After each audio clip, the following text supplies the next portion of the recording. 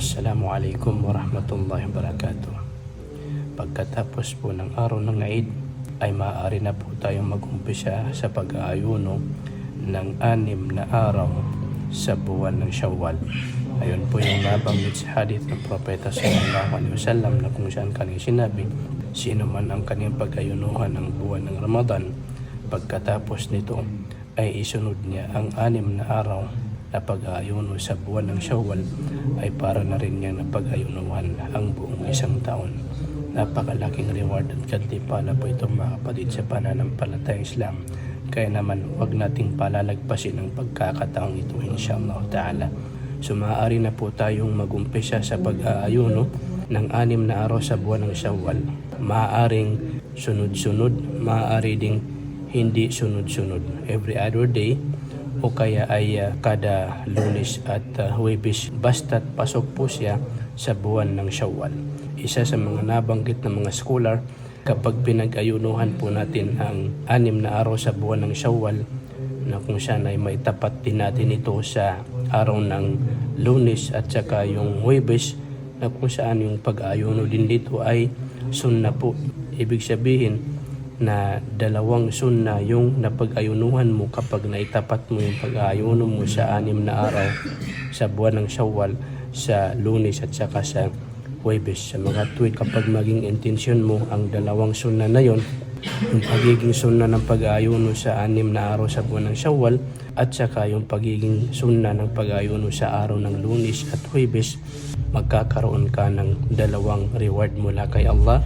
Reward doon sa isang araw mula sa 6 na pag-aayuno sa buwan ng Shawwal at isang reward doon sa ayuno mo na pinag-ayunuhan mo sa araw ng Lunes. Masya Allah. Masya Allah. So pwede po yun mga kapatid. Pwede pong kada Lunes at kada Huwebes mo lang pag-aayunuhan ang 6 na araw sa buwan ng Shawwal. Basta't pasok po siya sa buwan ng Shawwal.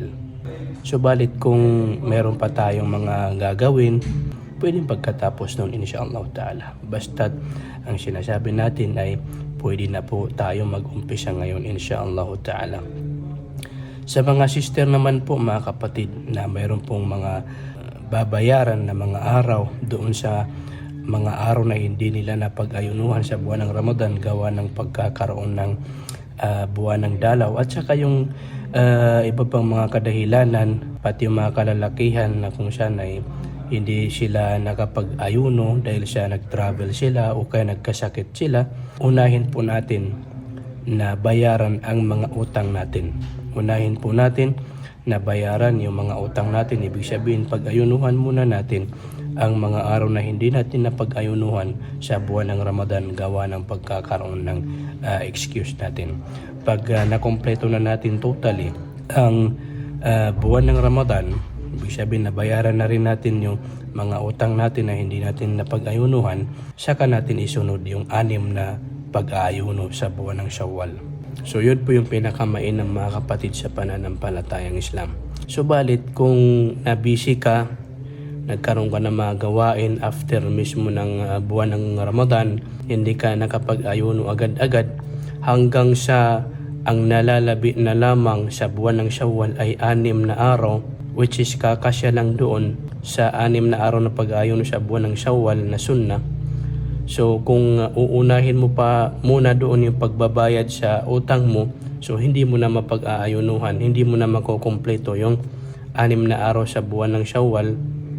So maaari pong unahin muna natin yung 6 na araw na pag-aayuno sa buwan ng Shawwal, saka pa tayo magbayad ng utang.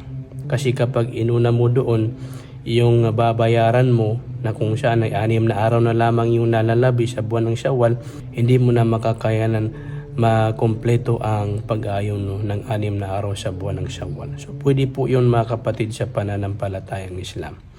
Kasi malawak naman po yung oras ng pagkakataon na ibinigay ng Islam sa pagbabayad hanggang hindi pa dumating yung buwan ng Ramadan na isa, yung susunod paparating ay oras pa rin po yun ng pagbabayad ng mga utang natin sa mga hindi natin napag-ayunuhan sa Ramadan.